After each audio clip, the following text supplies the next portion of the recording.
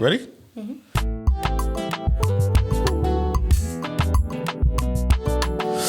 Okay, so hey guys, welcome back to Serene Pod. Myself and Selena are back here. Yes. Again, I feel like I don't want to say we're disturbing, but we're often kind of just we turn up in people's houses on their screens or on their phones talking about stuff, and I'm hoping they enjoy seeing us. Well, let's hope. Yeah, I hope people are enjoying seeing us when they see us. Obviously, it's been technically, well, I mean, they won't know, but technically it's been a few, maybe weeks since we've shot. Yes. And obviously today we've got an amazing special guest who we'll introduce soon, which is exciting. Yeah. But I feel like we should kind of update and see how everybody's doing. So, how are you, Selin? I'm great. So, a few weeks off because I went on holiday. I went to Jamaica. Nice. And have you been to Jamaica? I haven't, I wish. Okay, you need to add Jamaica to your list. Because it is, honestly, 10-10. Like, I've travelled a lot and I do travel a lot. But Jamaica is probably my favourite place that I have ever been to. Really? Wow. Like, the music to start with. Yeah. And the weather, the beaches, the food, the people are so friendly and humble. Oh, nice. The amazing fruit, like everything about it is 10-10. So I would actually move there. Really? I actually would move there. To Jamaica? Yeah. I hear it. I do understand. Yeah. Like naturally beautiful place. It's an island. It's just naturally beautiful. So, I had a great time. I feel refreshed. I wish I could have stayed longer, but I think everyone feels like that when they come back from holiday. Yeah. I feel good. And also the last episode, we got doubled the views, so thank you everyone for tuning in. And Tom is on holiday, so we are going to do his part 2, but he's on holiday at the moment. And we did get a DM on Insta for Tom, so we will ask that when he comes back. Yes. But, I've been doing great. How are you? Before we get to me, I would like to ask a question. Yeah, go ahead. So a lot of people have told me about a specific place in Jamaica, a fast food restaurant. They say it's the best in the world in Jamaica. So did you try KFC in Jamaica? I didn't. Do you know why, right? It was on my list, because obviously everyone talks about it. It was on my list. But, you know, when I was just weighing up, like, every day I'm having jerk chicken, and that's, like, my favourite dish of all time. And then I was like, am I going to have fried chicken over jerk chicken? And I was like, I'm not. So I just kind of weighed it out, and I didn't. But I am going to go back next year, and I probably will try it, just because everyone's banging on about it. People, like... Yeah. Everybody that I know that's been to Jamaica has said it is the best in the world. Yeah. So that's one reason I need to go. Yeah. But me, the last few weeks, what have I been up to? I've just been running around doing lots of weird, odd and interesting things. Yeah, a lot of weird. It's been a very weird few weeks because you commit to a bunch of things, or you put your head in a lot of spaces, but you don't know if anything's going to reap any reward or anything's going to come out of it. And then a bunch of things come out of it, but all at once. So you're like, I've committed to all these things at the same time. Yeah. So now I'm like, okay. So like the other day, I was at there's a chicken wing festival. Oh yeah, okay. In the UK called Wingfest that I went to last year with my wife, and I don't know how, but I grew kind of close with the owner of the festival. We became really close and really good friends, and so he invited me to do like a tasting day where they go to lots of vendors and taste the wings. So I was like, okay, fine, I'll do it. It was work, and it was amazing. I mean, it was just like a day of eating chicken wings. Yeah. But it was, by the end of the day, I was like, yeah, never again. Okay. This is a lot. I think we ate maybe like 40, 50 wings. Like, wow. It was too much. And it hasn't put you off? No, because the first place, and I'm gonna big her up on this. Yeah.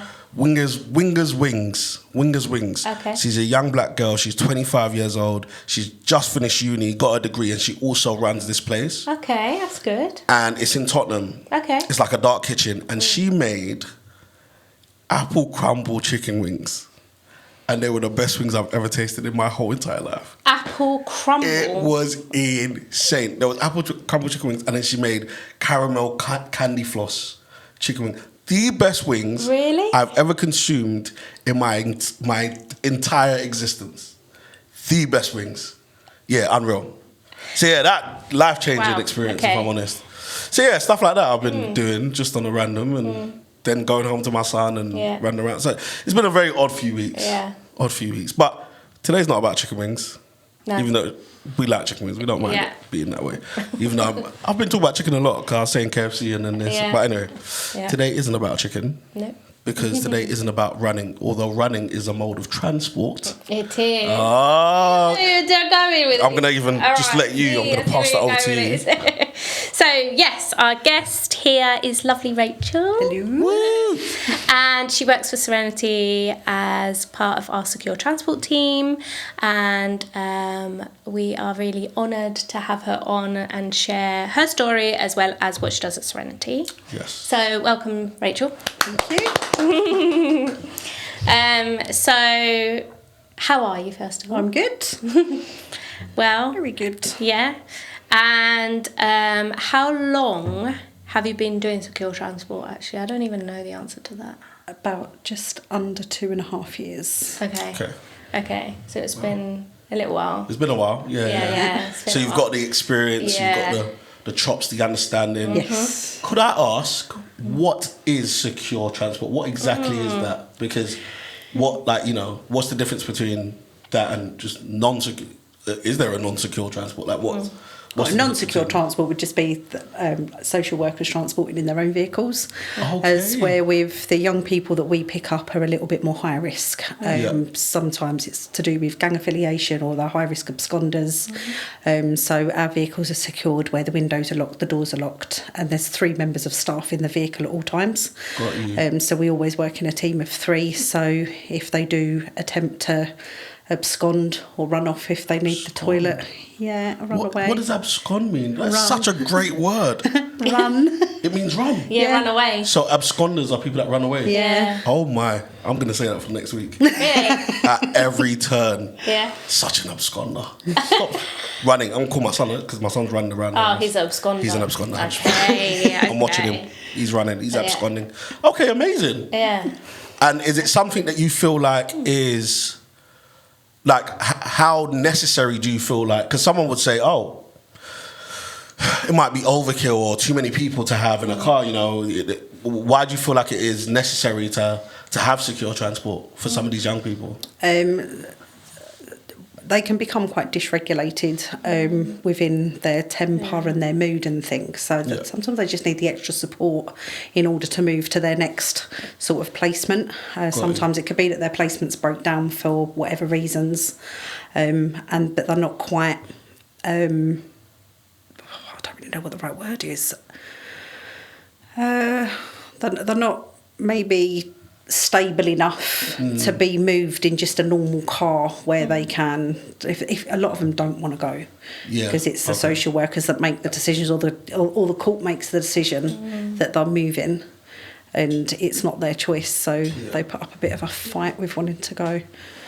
So we have to have 3 in the transport, 1 driving. Obviously we change drivers quite regularly, but there's always 2 people, so if a young person does become dysregulated and starts trying to smash windows or kick in or anything, then unfortunately we do have to put them in a seated hold to keep them safe so they can't hurt themselves or obviously cause an accident. Yeah. So, yeah. Wow. So it's an intense job. It can be, not always. Yeah. Okay, I've been here 2.5 years and I've had more successful transports where I've not had to restrain, and you've been able to talk them down and just get them to, they just come to the car without sort of kicking off or anything like that. Where over having to sort of escort them into the car and then restrain them. So we've had a lot more success stories than than the negative ones. Yeah. And also with that, it's tough for the young person to not know where they're going and be told on the day, and they're not even told by the transport officers? Are they told by transport officers that they go? So originally, when I first started, a lot of the social workers, some of the social, not a lot of them, but some of them would expect us to do that. But then what we were realising was off the back of that it actually made for an awful transport, because we're delivering the bad news to these young people when really it should be the social workers that are delivering that news to them. So we spoke to our management, so now, we no longer break that news to the children. So the care team and that have to do that, so they can be the bad guys and then we can sort of be the good guys because we're not delivering the bad news. But it's also the social worker's responsibility, because they've made that decision, or court's made that decision, and the social worker needs to take that responsibility and communicate that to the young people. And it's tough for them because they may be settled in a place and then on the day they're told they have to move, and they have to get up and move when they might be settled, made friends in there and know the environment and stuff, but for whatever reason maybe they're not safe there or whatever, that they have to move. And like there's a lot of other companies that also do secure transport. So what makes Serenity different? We are, I like to see us more of a sort of a therapeutic, because we go in and we will sit with the young people for 2, 3, 4 hours talking to them, so they can build that trust up in us to know that we're not there to harm them. We're there to make this transport as transparent and as happy and as comfortable as possible. So we do, like, we'll offer them food, like we can stop, like take them to the toilet and things like that if they need to. And other companies, they do use like soft cuffs, handcuffs and things like that as well. We don't. So ours is all very, well, as you know, selling our restraints are very sort of low key, so they won't ever hurt the young people. So there's no harm being brought to them. They're bolts, and the vehicles are also different compared to... But they're not caged vans. We often turn up at courts or police stations, and they're like, "You've not got a van?" We're like, "No, we've got a 7 Series or a Range Rover." So that is always a perk with a lot of places, because they do expect us to turn up in a caged van, and we don't. We turn up in a nice vehicle, and more often than not, some young people don't care. They don't care what car they're in. Others are like, "I'm so glad I'm not cuffed and I'm not in the back of a van in a cage," and so that we get a good reputation because we do treat them with respect and try and care for them in that little time that they're in our care for. So that's what they deserve. Yeah, exactly. 100%. So in terms of like the role, what would you say, or when would you say secure transport is needed? Is it like across the board for the young people, like whatever they need, or is it specific things? It's more ones that do, as I said earlier, that the ones that do abscond. So if the social worker is to tell them, then they're going to just jump out of a window and run off, and they may not be found for 2, 3, 4 weeks. Or the ones that are going to secure unit. Okay, so if they're being transported to certain things, and also down to as well, some of them can be quite violent. So and they just refuse point blank, or they make a threat that, "Oh, if you take me, I'm just going to jump out of the car."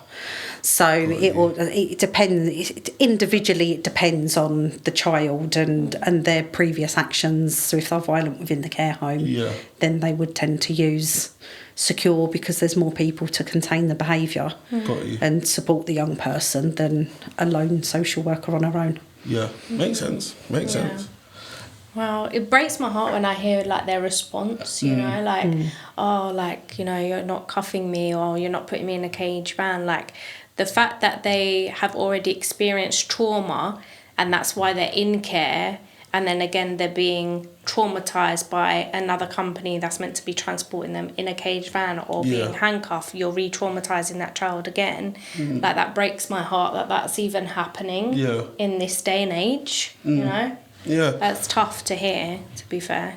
It sounds like it's something that it's weird. It sounds like something that wouldn't be easy on either side, because it's almost like you're both being dealt almost like a bad hand. It's like the young person's been given some kind of news that they have to go from here to here, whatever they have to go to, that they're not happy about, but actually you've also been given the job to transport that young person who's just received this news. So it's like, it must be difficult to sometimes balance, especially if you are driving a young person that is high risk, balance your own needs and thinking about your own safety, but also thinking about the empathy for them and how they actually, like, how do you reconcile the two? How do you manage kind of still thinking about yourself and safety and, okay, cool, you know, because obviously driving is a very vulnerable thing. Like transport is, anything can happen, you know, kind of, you know, so how do you managing your own just emotion of and potential anxiety or whatever in terms of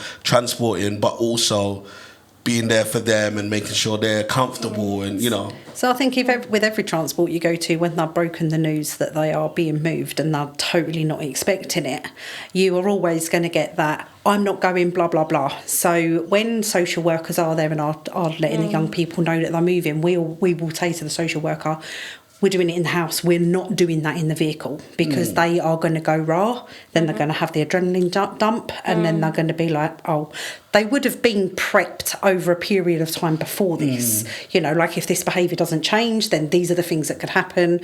So they know that it's in the pipeline, they just don't know when it's going to happen.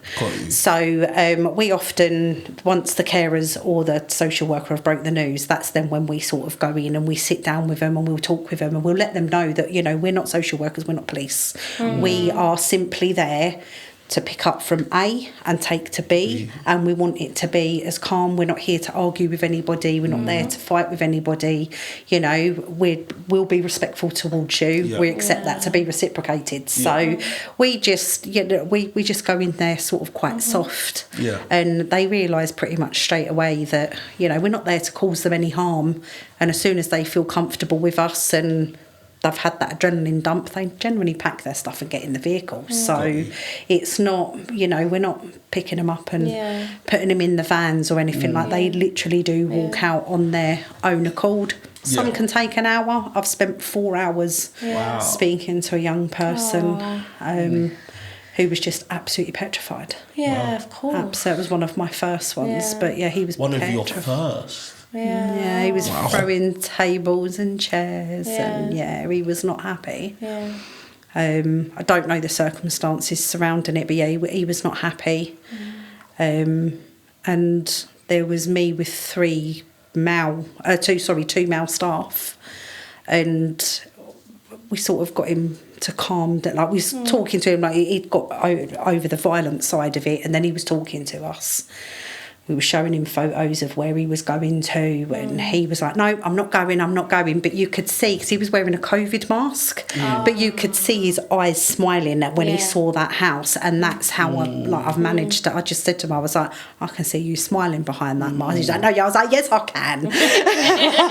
And straight away it disarmed him. And within 10 minutes after that, and we did spend, I think it was about 2.5, 3 hours in that room with him. But as soon as that sort of the jokey side come out, it disarmed him and straight in the vehicle. Not a problem for the rest of the journey. Interesting. Wow. So you give that patience. You've got to have patience. The patience and understanding. And time. Given they need time to process. That's it. Yeah, of course. You know, a lot of time to process, and that's what we find a lot of the young people aren't given. And sometimes if they are maybe told the day before, they can process it, and it can make it a lot better for those as well, like with the travelling. So even as adults, we need time to process information. Of course. You know? And something as big as you're moving home, like I would need more than 3 hours to process I've got to move home, you know. So that giving time that you guys do, and it doesn't matter how long it takes, and you guys are just there and giving them space and time and just talking to them, I think makes a big difference. And that's just a humanistic approach, you know. Like, everyone needs that. Would you say that then is kind of the main transportation that you guys do, is in the moving from care home to care home? Is that like the main thing? Or? We do a lot of like court pickups. So young people that have gone to court and then they need to go back to placement. So we'll often pick up from placement, take to court, wait at the court, once their case has been heard, we then take them back. Or missing young people where they've been picked up by the police and they've been PPO'd, which is police protection order. So then we have to go to a police station, pick them up and take them to a placement. But sometimes they're PPO'd because their placement's broken down. So then we have to keep them in our care for a little bit longer while they're finding another placement for them to go to. And it could be anywhere in the country. Yeah. That's a lot, isn't it? It's interesting because I'm hearing... Obviously, I don't feel like in working here, knew much about the secure transport side. So I'm hearing it, I'm like, wow. It's a big eye-opener. Yeah. It is a very big eye-opener. So my question then to you is, what did you do before? Because in my head, I'm like, it takes some like bravery, some courage and some experience in some way to kind of step into this kind of role. So previous to Serenity, I was actually my son's carer. So I've had... well, he's 19 now, so he's older. But through senior school, it wasn't as plain sailing as what it could have been. And he struggled with that. So I gave up work, so previous to a carer, I was actually in the building trade for 15 years. And then I gave that up to become a full-time carer. So then where my son's been at sort of SEN schools all of his life. All of his friends are SEN as well, and they just love coming to mine. Like they come round all the time. They just come in. Some of them have even got keys, you know, because it's like if they get too overwhelmed, I could wake up some mornings and be like, oh, there was not a child on my sofa when I went to bed last night. Wow. So it's like literally is like a revolving door. So, and I think once. My son had finished school and then he started his apprenticeship. I felt like I still had more in me to give. Wow, amazing. And my friend, she was working at Serenity. She's a firefighter. She was, and it was. So my manager was asking her, "Oh, do you know any like reliable females that could do this sort of job?" And she was like, "I do, but she's not a firefighter." So he was like, "I don't care." So gave my details and that over to Peter and had an interview and been here ever since. Amazing. Wow. Credit to you. Yeah, honestly. Giving up your job and like being a full-time carer for your son, like that's great because some young people that have learning needs don't have that support and they do need that. Yeah. But then did you have any support with that for yourself as well? No. No, Wow. nothing. No. So like not the council wouldn't give you any extra support or no. Wow. No, I got nothing from the there was nothing out there at all. Obviously I had support from my family, like my mum, my dad, my brother. But from the actual council, no, nothing. Wow. Just had to get on with it. Well, honestly, credit to you. Because I can't imagine how difficult it can be. Obviously, like I have one child, and he's a child, he's 2 years old, and it's a lot anyway. You know, and my brother, like I have a nephew who has Down syndrome and he's autistic, and he's the best. So I love them. He's the best. I love him already. But it's just I know how difficult it is to care for someone with any kind of additional needs, especially full time. I can imagine that being really hard. What would you say was the lessons that you took from doing that full time with your son? I wouldn't know whether it was so much of a lesson. I think it was more the experience and actually being able to understand how certain SEN children and young people function. She's like understanding their needs, and that's where I felt like I can. There's so many areas within Serenity that my experience can help support a child like I've supported my own. So I just wanted to still give more. So could you talk on that in the sense of like were there any specific things that you feel like you took in terms of the experience with your son that you're like, or you found, this is a situation where that really played a part or made a difference?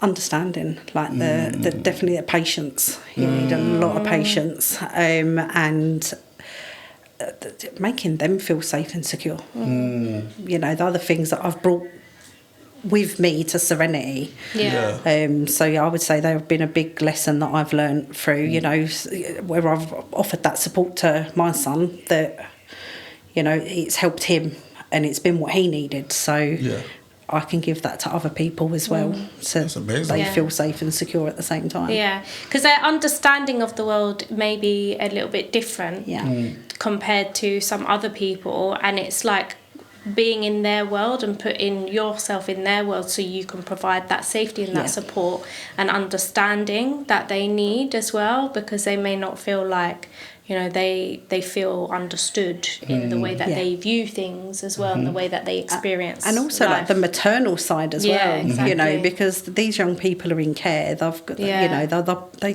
could well be quite bitter towards their own parents because they haven't got that love and support that they need from them, you know, as where, so I sort of like to teach the young people, you know, that there's love and support still within, you know, so it's when I do go to work, or even if I'm working at, you know, on the residential side of it, that maternal bit comes with me. That's lovely. But I find it's one of the main things, you know, because that whole thing of having someone that's not going to give up on you, that actually cares, you know, beyond just the... Because, you know, a lot of people in this kind of, I would say the care space, for some people it is just a job that they're doing and they're, you know, just trying to make ends meet or whatever, but there's a difference in how the young people respond to those that actually care and have that maternal, paternal side. So that's amazing. So credit to you 100% in terms of, because it is a job that will come with its challenges. Obviously not all the time, but it's possible. And most people will run the opposite way from any job that has challenges. But I would love to know how you prepare for the potential challenges ahead, you know, when working a job like this. It's every child is different when it comes to transport. So it's very hard to prepare, but we always have a plan in place. So on the way to the transport, we'll always, like, we can read the risk assessment that might say they've had a knife, or you know, so that you never know what to expect. But they're often the ones that can then just get straight in the car and be no problem at all. The ones that are violent are often not violent in the vehicles. But we're always prepared, never complacent, because you just don't know how they're going to react. But we will always talk about every risk assessment in the vehicle en route to, so then we know what everybody could do, or, you know, who might be the better person to speak with the young person when we get there, to build that rapport up with them. So we've got our own little things, but it really does depend on what that risk assessment's saying and how true that risk assessment is for when we obviously arrive to pick up the young person, because that risk assessment could be 4 years old. So. That makes sense. I like that though, because it's like teamwork is going on there, you know, and like we've spoken about having good teamwork in this type of work anyway before, but like you guys are all talking about what everyone can bring and what approaches everyone can do in a transport, depending on a risk assessment, depending on the young person, because not every young person is the same. And I like that, because it shows like good teamwork and unity in a team as well, and know that you're all supporting each other in that, which is really nice to hear. That it's not, I don't always hear that when I work in like different environments where young people may be with professionals. So I like to hear that. Is there like a transport that really sticks out for you that you'll never forget, that may have been challenging? Yes, there is.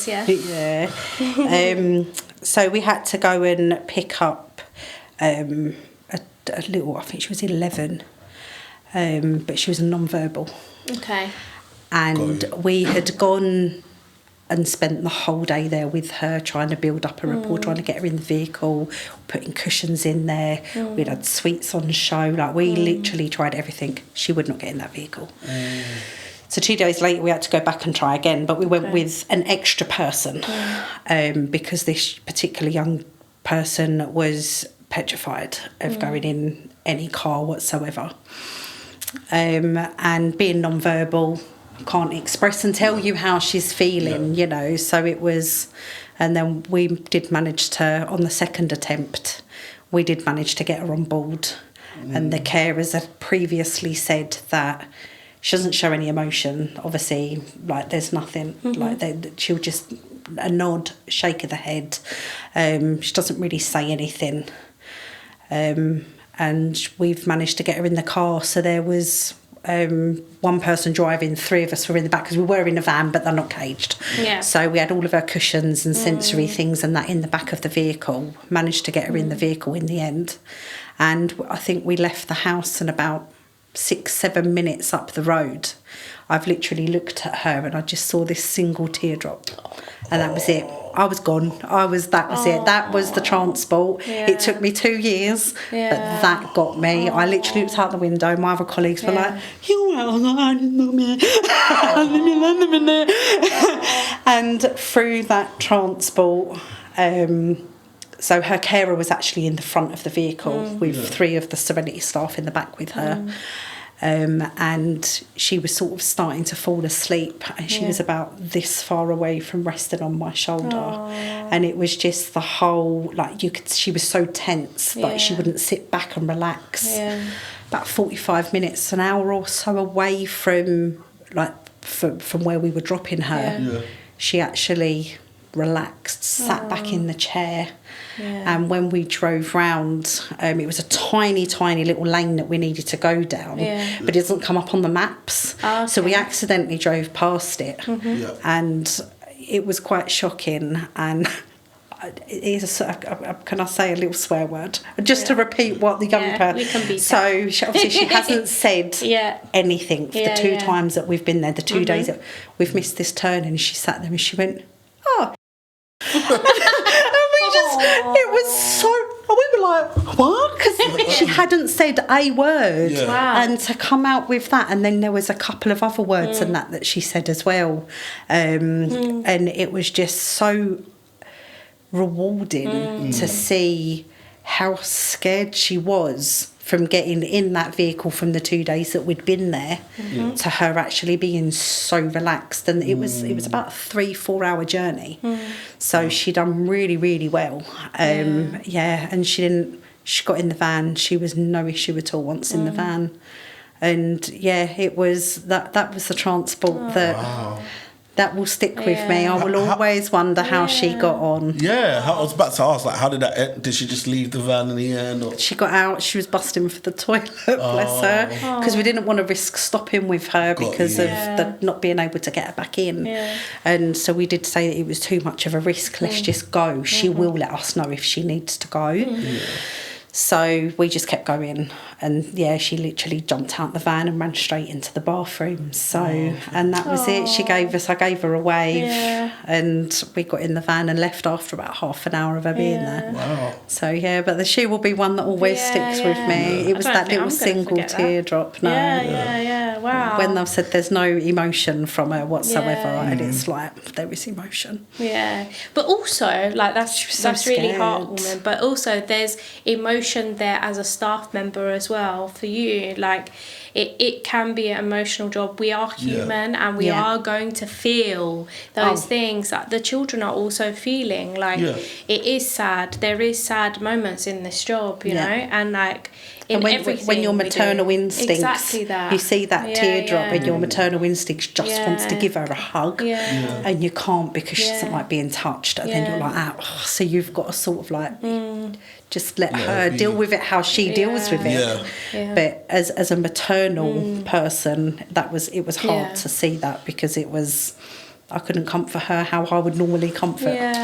But I think that's, and again, credit to you. I know I've said it so many times, but it's a credit to your understanding of young people with different needs, knowing that, yes, I would like to be maternal and I still need to be maternal in this situation, but that the way I would do it might not be what she desires in this moment, so actually I won't do it that way, because another person would be like, oh, just come here, and, you know, and do what they feel like they want to do. But again, it's the reason why you're in the job, and you're doing a great job at it. So okay, so wow, I think I would then ask, is there any experiences that you had doing transport that made you actually question, like, hey, you know, can I keep doing, like, this was a lot, you know?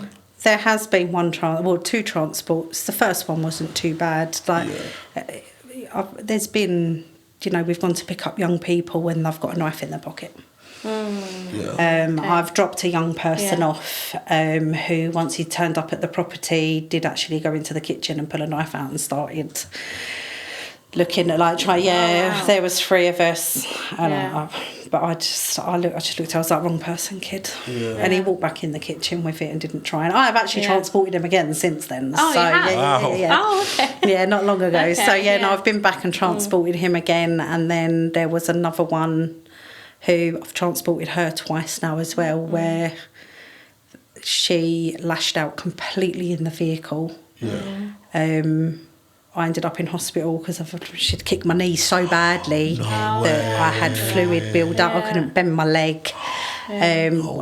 She got scissors. She broke my glasses. That made me question. Can I really do this? But then I went back and transported her again not long ago, and she actually apologised. And like she's grown from when I picked her up the first time to picking her up the second time. As a person, she's really grown. So, you know, there's no hard feelings there whatsoever. And if they asked me to go back, would I go back a third time? Of course I would. You know, because I want to see the difference. You know, in this job, you don't get any closure. You don't know how they are in 5 years' time. Wow. That's a tough part of the job, isn't it? Really? Yeah, it really is. You don't get to see, like, what's happened to them now. Like, you don't know because you're not in touch with them. And we can't be. No, that's it. That's a really tough part. And being on the secure transport side of it, on 2 of our residential children, I've picked up. So, and then I do the supervisions and the residentials and that with them, and then they go, and then I'm like... Wow. I don't get to see them anymore. It's like the end of an era when they're like, there's always a time where, you know, people have to move on, don't they? So so it hasn't put you off from doing the job, even though you've experienced those. No, because I know that I can bring stuff to the table that will help the young people grow in that time that they are with us. And it's important that we don't take things personal as well. Like the fact that they are doing that is, again, because of what they have experienced and constantly moving homes, and they may be settled. So in every job that we do with young people, like, it's important that we don't take things personally. If they're, like, swearing at us or you know, being rude or trying to punch us or pull our hair and things like that, it's like not about us in that situation. It's just because they've experienced trauma and they've experienced a lot of different emotions that they don't even know why they're feeling or how they're feeling it, and they're going through that transformation period from, like, childhood to young person to adulthood, and it's a lot all in one.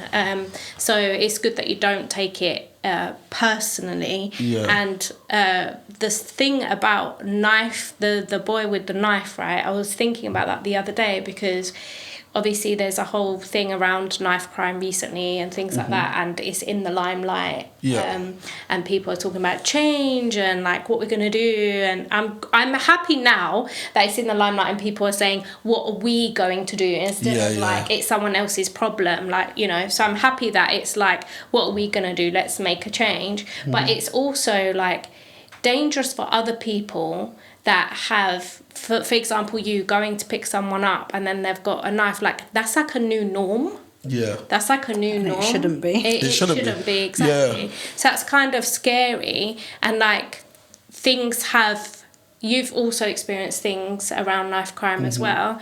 And it's like, how do you bring that? Like, how can you, like, bring your own experiences and, like, share your own experiences to make a change and be part of that change around that? I know it's a big question. That is. I think they need to want to change before you know the change happens. I think at the moment it's too big for it. I don't think it's ever going to stop. But.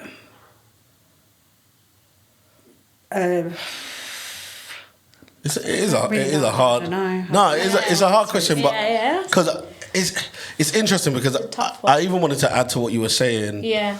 Because I do want anyone that is out there that's considering working in care in any form of fashion is that two things can be true.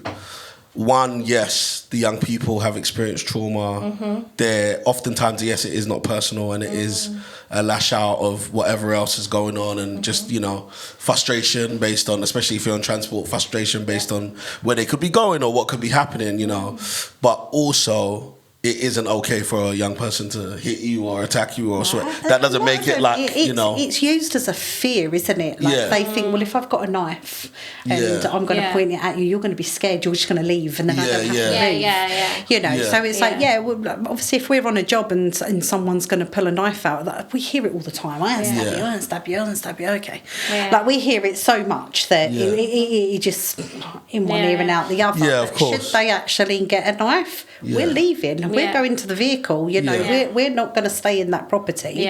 We're going to go to the vehicle and we're just going to call 999 because more often than not, as soon as there's a knife involved, the police are there within minutes. And then they get searched. I think that's important because sometimes it can feel like in this space, especially with some of the people that I've worked with, it can feel like there's a burden to be a hero in situations that actually they're not safe, and there has to be a balance between, yes, I'm caring for the young person, yes, but also this is now threatening my safety, this is now an issue and we need to think about how we can, everybody can kind of be in the situation safe. The other thing that I wanted to say was more based on, because you spoke about the girl that kicked your knee and, Yeah, she booted it quite a few times. So in a situation like that, obviously you've experienced that, you're having to live with obviously the impact of that after.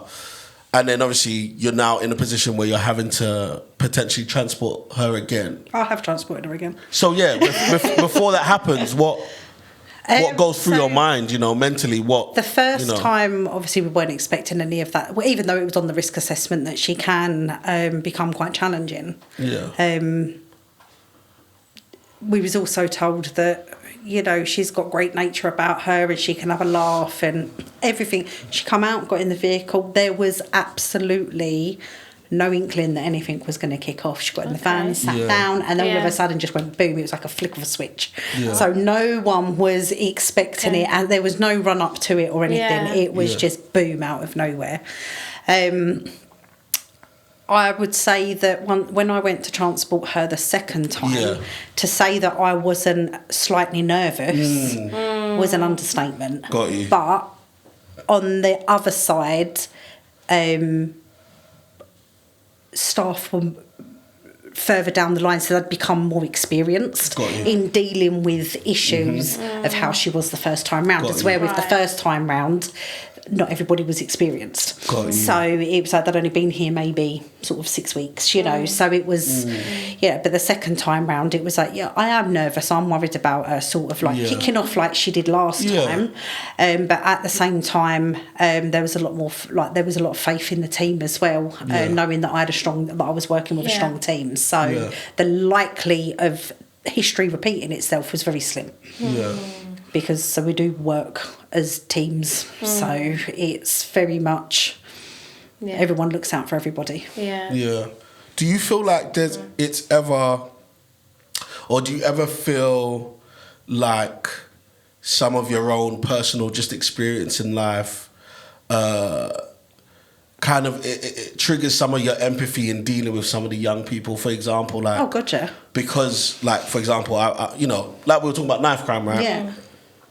Obviously grew up around it, saw it all the time. So it meant that whenever I've dealt with young people that were, in that space, that headspace, it always kind of pulled out a deeper empathy because I almost fully understood it, So do you feel like there was ever, or there's been like those kind of situations or things that it pulls out of you from your own experience? I think with more so with autistic and you know, the more like additional needs and things like that, I'm a lot more sympathetic with them and empathetic with them, because they can't help. Like they were born that way. That, like 100%. Carrying a knife, you choose to do that. You know, that's a choice. You don't choose to be autistic or, you know, ADHD or, you know, learning difficulties. You don't choose any of that. So I do find myself a lot more, I wouldn't say patient, because I'm patient with them all, but I'm more understanding with the SEN. The behaviour, I love a challenge, me. So I don't mind if I've got one that wants to be a bit cheeky and naughty, because I just think it adds a bit of spice to the transport. That makes sense. Good way of looking at it. That's a good way. So it's definitely, I definitely am drawn, I think, more to the more autistic and special needs. The little road men. And how do you feel like you can be, and it is a genuine question, like how do you feel like you could be better supported in doing what you do? Like how can, like whether it's Serenity or just in life, people around you, like what would be like good ways to support you in your everyday to do this role, you know? I think there's a good support network here, like that incident that happened when we was up in Scotland with the girl that done my knee. You know, we were told abandon, come home, go to the hospital, because we got bitten and everything like that. So it was like, that was, I think, my most challenging one I'd ever done. But the injuries and that were sustained by people, there was a lot of support on the day, like people ringing, making sure we was okay, and you know, we got back and then we were sent up the hospital, and obviously there's the welfare side of it where we can book in. Obviously if there's stuff that we do feel like we need to get off of our chest, there are people here that we can speak to, but generally we do it within the team, because it's very hard to talk about the experiences to somebody else that's not been in that experience. So we always, like, if something has gone a little bit maybe sort of wobbly on the transport, then we try and have a debrief on the way home. Like, we will stop, we'll go and have dinner somewhere, you know, and we just talk about what's happened. You know, is there anything we could have done different? What would you do different if this sort of thing happened next time, you know? So we need to be on the same page to make sure it can run as smooth as possible. But we all talk to each other, if, you know, especially if we've all experienced quite a stressful transport. But it's good to say that it doesn't happen often. So it's good that you guys debrief and like think about the next time, and always thinking about how to better ourselves in our work as well. And that's really good that you guys do that, and like there's a togetherness within your teams that you do. And like, you know, I do creative therapy for Serenity, but I also do staff welfare checks, and I offer those all the time. And like you said, some people take it on like, actually it's like good that you're not within the team, like, can I book in a staff welfare check, and it's confidential, and we do like a little debrief and think about self-care and how you can kind of switch off from work and things like that in that space. But then also some people prefer just to talk to their colleagues about it, where they can relate to each other as well. So like there is, and we do like, you know, wellbeing workshops and this and that, but like for staff, but it's like there's a family feel within like departments here, and like that's what makes me like want to work here and stay here, just because there's a family feel. And I'm so happy that you guys have that within your team as well. It makes a difference, doesn't it? The transport team are like pretty good, like pretty tight, I think, you know, as I say, because we have to lean on each other sometimes for support for, you know, the things that we do.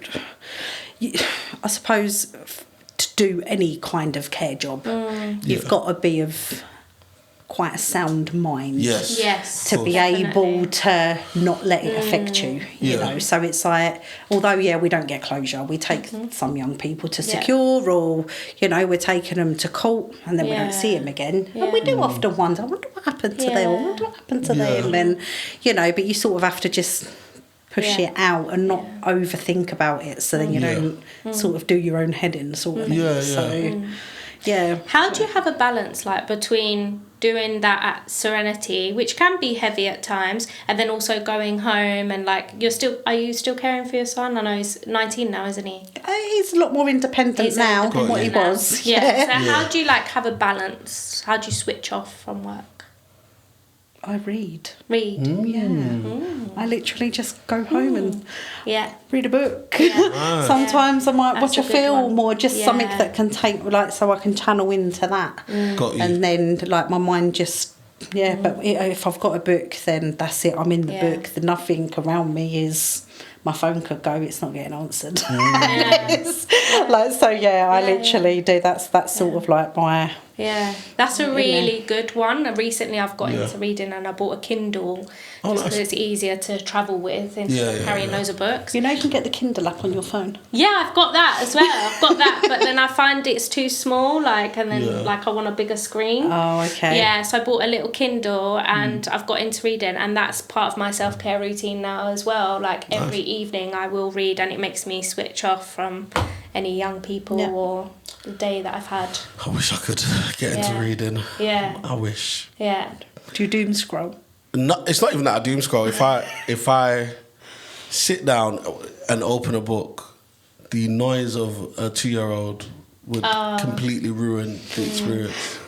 Because for me to read, I need to like concentrate. Yeah. I'm one of them readers that like I might even read out like she went to to really taking a book. But if you can get all I will literally hear baby shark, baby within seconds. And then he'll call me, and he started calling me babe recently, which is annoying. But anyway. So I think it's fair to say that although the job is something that is challenging, there is a lot of beauty in it. Yes. And so I guess the last thing I would probably want to ask you is, what would be your advice for anybody that wants to work in secure transport or wants to work with young people? I guess it's twofold. That's number one. Number two is there anything that you would say to young people that are maybe... in situations where they might be transported, and is there any advice that you would give, like, for them to prepare? Because we do have a lot of young people that watch, Yeah. The advice for the young people, I suppose, would be, we know that you don't want to go, you don't want to move, but we want to make it as relaxing and as chilled as possible. We're not here to pull you about and make it traumatic and throw you in a van. Like we want peace. Like we want to be able to have a laugh and a joke and get to know you. So you realise there are people that are out here that will treat you kindly and nicely and respectfully. Adults, if you are thinking about doing it, then I would say do it. If you've got something that you can bring to the table and you've got a way of working with children where they just instantly feel safe with you, then do it, because it makes such a difference to them. But the fact that they could be moving 6 hours away, and that for those 6 hours they're safe, they're secure, they're with us, they're getting looked after, they're not going to go without anything. So at least for 6 hours of their day, today, tomorrow, next week, they're happy. Yeah. My last question is, how is your son doing now? He's doing really well. Yeah. Yeah. He's doing really well. So what is he into? Like, what is he doing? So he's looking at doing labouring. So he's a big old lump. he's got the strength. So he's looking at labouring. He's just doing his health and safety exams and that for it. So he's got the job lined up. So that's good. Once he's passed those, then he's just got himself a little 125 motorbike. Passed his CBT at the weekend. Okay. Yeah. Congrats to him. He's got his little studio in his bedroom. Yeah. Nice. He has people coming round to use. We love a studio. Oh, we do. He does. He loves it. Loves music. That's his. Amazing. Like mine's books is his music. Yeah, that's good. So he's got like a music outlet that he uses. Yeah. Does he produce, or is he an artist? He's an artist and a producer. Like he's only just starting to get into the producing side of it, where people are coming around to use, but he actually goes to somebody else's studio and lets them to produce his music. So he's got quite a bit out. Nice. On YouTube. TikTok. YouTube, Yeah. TikTok. TikTok. Okay. Yeah, okay. It's not my kind of Yeah, music. But yeah, no, he's quite too. Yeah, definitely. Yeah. He'd love that. Yeah, He would yeah. absolutely love that. Yeah. But yeah, but no, he's doing really good. Good. Thank you. Good. Happy to hear that. Awesome. Yeah. So usually at the end of each episode, we have like a thing that is our takeaway for the week. Yeah. I can start. Yeah, go ahead. Oh, so I think mine would be patience and understanding. I think that's really key, and it's really apt for me because I'm learning more and more, especially with a child, that like love is much better at weeding out bad behavior than punishment is. You know, that level of patience, understanding, and like genuine, like real love and care for a child does a lot better than just like, you know, do this, do that. No, you shouldn't have done that. You should have done that kind of thing. So yeah, that patience and understanding part is definitely very key. My takeaway from today's episode is the fact of us being adults, we're still humans in the work that we do. So we are still going to feel emotions while we're doing this work because it is quite emotional work. Whatever work it is with young people, we can still feel emotions, and that's okay. That's okay for us to feel that. Yeah. Yeah. Any takeaways? Even though Anyway, takeaways from me. Any takeaways from today?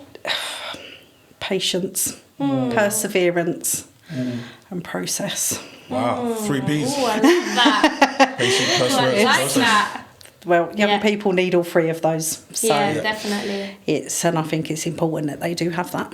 Definitely. Definitely. I like that. Round of applause. Yeah. I like that one. It's fantastic. Yeah. You've said so many words today that I have not known. So I've learned some words. So I know you read for sure. Because abscond is fantastic. Yeah. I really like that word. And then you said Dysregulated. dysregulating. Whoa. How many syllables is that? Dysregulated. Just great words. Yeah. But yeah, so Yeah. another great episode. Yes. Would love to have you back at some point. Yeah, definitely. So yeah, thank you guys for watching. Thank you. Thank you. Till next time. Yeah, till next time.